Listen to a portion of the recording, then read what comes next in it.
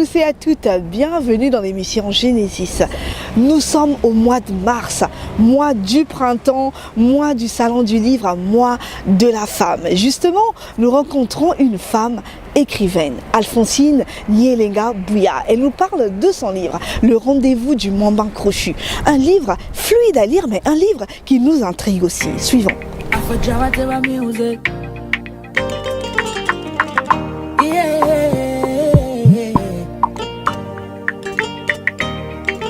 Baby,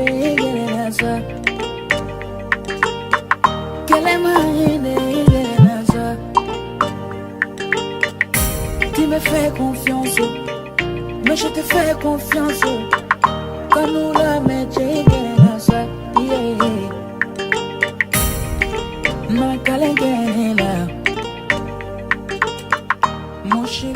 Alphonsine Nyelenga Bouya, bonjour. Bonjour. C'est un honneur d'avoir une grande écrivaine comme ça. Grande, oui, un peu, disons. Nous allons tout de suite plonger au cœur de votre livre, Le rendez-vous de Mamba crochu. Déjà, le titre nous intrigue. Pourquoi avoir choisi ce titre ? C'est une longue histoire. En fait, c'était un jour où je m'ennuyais chez moi à Port-au-Prince, parce que j'ai habité Port-au-Prince en Haïti. Et je m'ennuyais, je venais de prendre un petit verre de clairin et je somnolais. Et j'ai entendu comme une voix qui me disait « Pourquoi ne vas-tu pas à Mamba crochu au lieu de t'ennuyer ici ?» Et puis je sursaute, je dis « Mais Mamba crochu, je n'ai jamais été. » Et puis voilà. Et puis je me suis dit peut-être qu'il faudrait que je fasse un tour à Mamba crochu. Mais c'est un peu la question que se pose, celle qui parle dans le livre. Oui, absolument, absolument. Parce qu'en fait, elle n'a jamais été à Mamba crochu. Elle n'a jamais été à Mamba crochu. Elle reçoit cette invitation qui lui dit de se rendre à Mamba crochu. Donc là, le voyage commence jusqu'à ce que, au bout de 2 jours, finalement, elle y arrive avec ses deux amis, Timmy et Solomon également. D'accord. Et le personnage de Timmy est vraiment réel parce que quand on voit les descriptions, on se dit elle a forcément existé.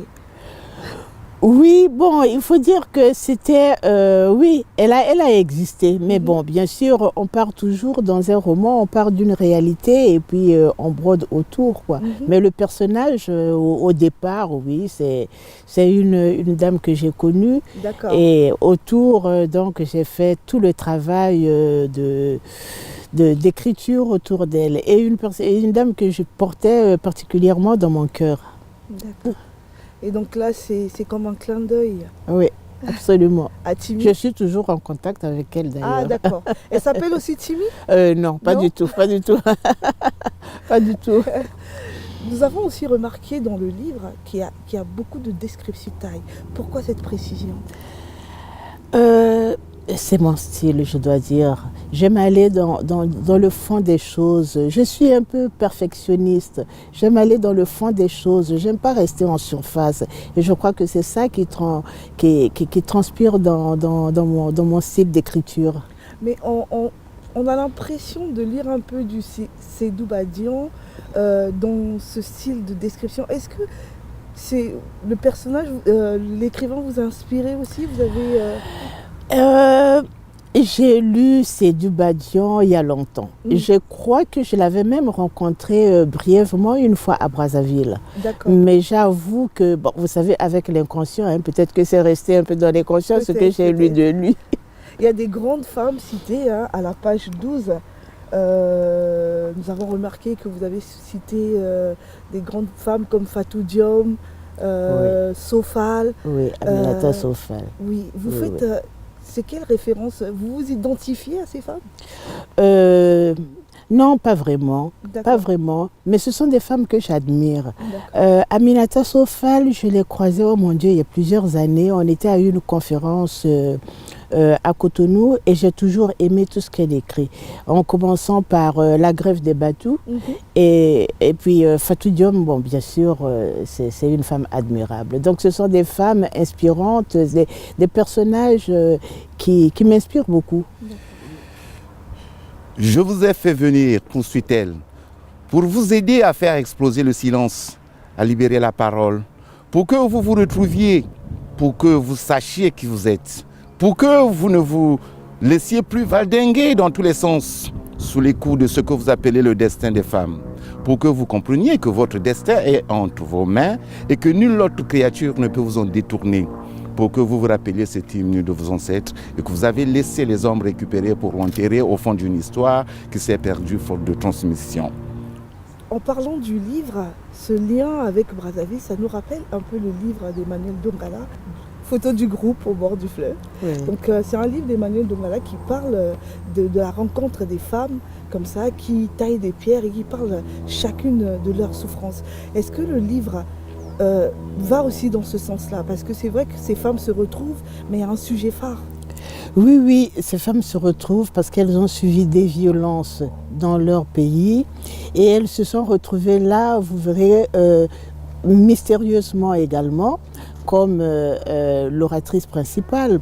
Elles se sont retrouvées mystérieusement et pour parler de leur violence, pour libérer ce qu'elles n'ont pas osé, ce qu'elles ont subi, ce qu'elles ont vécu en elles, ce qu'elles ont subi dans leur chair et qu'elles n'ont jamais osé révéler à qui que ce soit.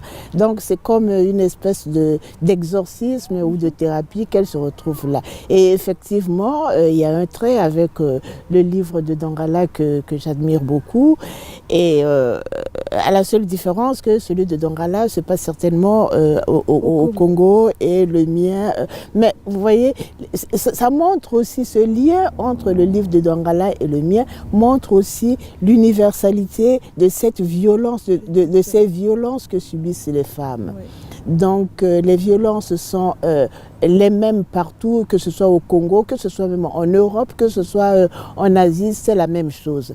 Et donc donner la parole à ces femmes-là, je crois que c'est une façon aussi d'exorciser ces violences et surtout de les combattre, de faire savoir que ça existe et qu'il faut faire quelque chose. Ça nous fait penser un peu au prix Nobel qu'a gagné le docteur Mukwege, hein, cet homme qui soignait les femmes violées. Et c'est vrai que la souffrance des femmes, on n'en parle pas souvent. Oui, oui. Quand je pense au docteur Mukwege, je pense à un voyage, à une mission que j'ai faite dans cette zone-là, et où le directeur d'école me disait comme ça, c'était dans une école, je visitais une école dans le cadre de mes fonctions, et le directeur d'école me disait comme ça, « Madame, vous voyez, toutes les filles dans mon école ont été violées. » Et il y avait des gamines de 8 ans, de 6 ans, du primaire au CM2. Et des expériences pareilles, ça vous marque. Et je voyais ces petites filles qui étaient là, assises dans la classe, et je me disais, mon Dieu, par quelle horreur elles sont passées. Donc ça vous marque et on n'oublie pas. Et je pense que dans le livre, j'ai essayé non pas de parler de ces enfants, mais de faire... pour que le lecteur comprenne que vraiment il y a des choses atroces qui se passent. D'accord. Est-ce que cela a trait à quelque chose de personnel? Non, pas vraiment. Non. Non, c'est ce que j'ai pu voir, vivre à travers les autres, en fait. La douleur des autres, une forme d'empathie que j'ai rencontrée à travers le monde. Voilà. Et si aujourd'hui le téléspectateur nous regardait, que dirait-on du livre? Comment pouvons-nous parler du livre? Je crois que c'est un livre qui a deux aspects. Essentiellement contre la violence que subissent les femmes. C'est un roman. J'ai mis du temps à l'écrire. Et c'est pour trouver les mots pour traduire cette violence, essentiellement autour des violences, dénoncer ces violences. Et vous verrez que vers la fin, il y a quand même une sorte d'initiation. Une initiation plutôt genre mystique, avec l'apparition de deux divinités du vaudou qui viennent aider ces femmes à exorciser, à prendre la parole. Et elles subissent une forme d'initiation qui va les libérer. Et à la fin, elle va leur dire, maintenant que vous avez parlé, maintenant que je vous ai parlé, vous pouvez rentrer chez vous. Mais quelque part, en parlant justement du vaudou, on a l'impression qu'il y a le mystique aussi. Hein. Ça, c'est quand même la deuxième partie du livre aussi, assez importante. on voit le mystique, on parle de vaudou, de tout ce qui est sorcellerie, comme Timmy et la peur.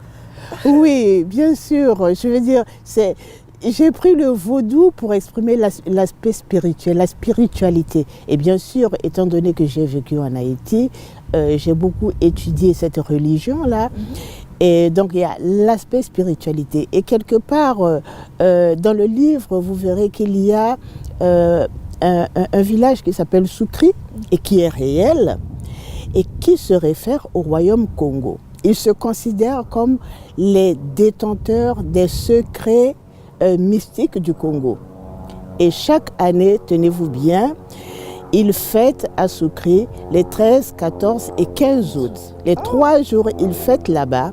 Et le 15 août, c'est là qu'ils font le grand sacrifice d'un bélier.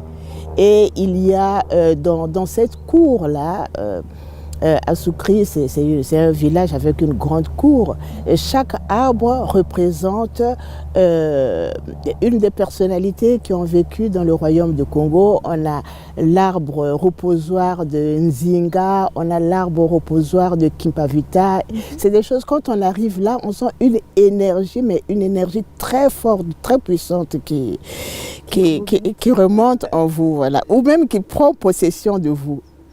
Alphonsine Nyelenga, nous arrivons à la fin de cette émission. Quel est le message que vous pouvez passer et pourquoi, moi en tant que téléspectateur, dois-je acheter ce livre? Je pense que il faut l'acheter parce que d'abord, c'est un livre écrit par une auteure qui a un certain âge. Comme le disait une de mes amies, eh bien, tu as commencé à écrire dans le tard. Et un livre plein d'expérience et un livre qui pousse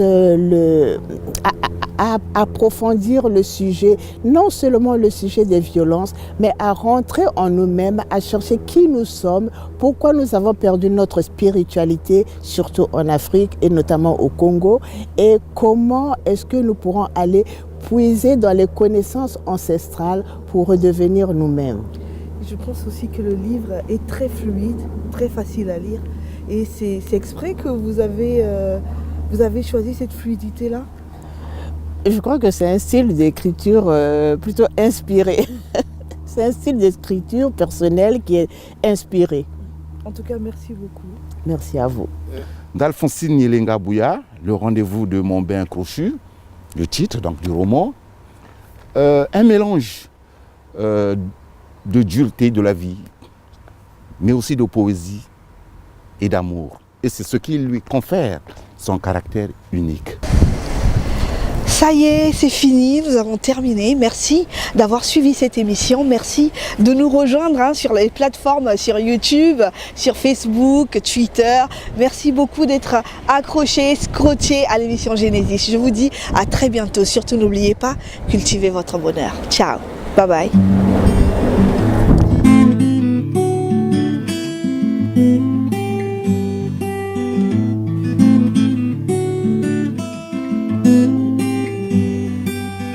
Il va falloir se quitter. Si l'amour est un jeu, tout peut encore se jouer. Change de coéquipier et continue à jouer. Continue à jouer. Il va falloir se quitter. Si l'amour est un jeu qui ne se joue qu'à deux, change de coéquipier et continue à jouer. Continue à jouer. Moi